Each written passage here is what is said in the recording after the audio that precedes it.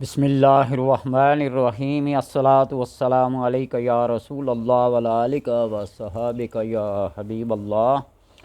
اللہم صلی علی محمد و آل محمد اللہم صلی علی محمد و آل محمد۔ عملیات و وظائف کی اس محفل میں آج کی دعائے ہفت پیکر کا شب چہار شنبہ بدھ کہ رات کی دعا۔ اللہم یا رحیم ترحمت بالرحمت والرحمت فی رحمت رحمتک یا رحیم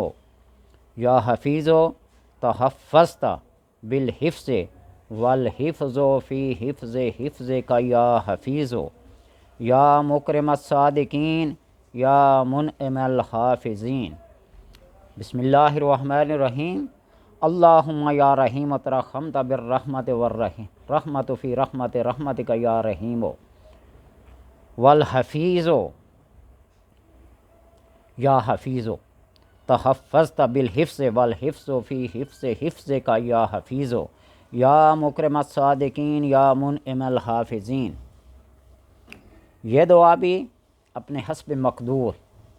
تہجد کے وقت، عشاء کے بعد، فجر کی نماز سے پہلے، رات کے کسی بھی حصے میں آپ اسی تعداد سے 101 بار یا اپنے حسب توفیق 70 بار، 40 بار، کم سے کم 27 بار،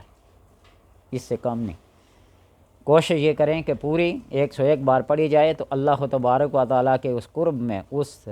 رحمیت کے، اس صفت رحیم کے اندر، اس صفت حفیظ کے اندر، اس صفت صادق کے اندر اور صفت منعم کے اندر آپ آ جائیں۔ اللہ تبارک و تعالیٰ کی تمام صفات کاملہ جب ان کا پرتاؤ انسان پر پڑتا ہے، ان کا تجلی، اس اسم کا وہ خاصہ، وہ حکمت، وہ راز، وہ تجلی، وہ پرتاؤ انسان پر پڑتا ہے تو اسی صفات کے ساتھ وہ انسان بھی متصف ہو جاتا ہے۔ آپ نے اکثر دیکھا ہوگا کہ لوگ بڑے بڑے ظلم کو بھی برداشت کر کے معاف کر دیتے ہیں،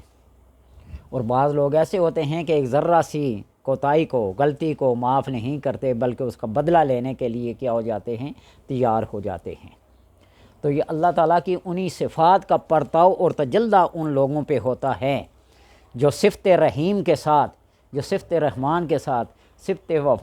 وہاب کے ساتھ یا صفت جبار اور قہار کے ساتھ متصف ہوتے ہیں۔ تو جو صفت اللہ کے نام کی ہوتی ہے وہی صفات بندے کے اندر سرایت کر جاتی ہیں۔ تو اس لیے کوشش یہ کریں کہ اللہ کی اس صفت رحیم، اس صفت رحمان، صفت منعم اور صفت مکرم کے ساتھ متصف ہو جائیں۔ اللہ تبارک و تعالیٰ سب کو اس دعا کے پڑھنے کی توفیق عطا فرمائے، اور اللہ اپنے انوار و تجلیات کی بارش کرتے ہوئے، برسات کرتے ہوئے انسان کی ہر مشکل کو، ہر مصیبت کو، ہر آفت کو دور فرما کر اس کو اپنا قرب خاص عطا کرے۔ اللہ سب کو توفیق دے بننے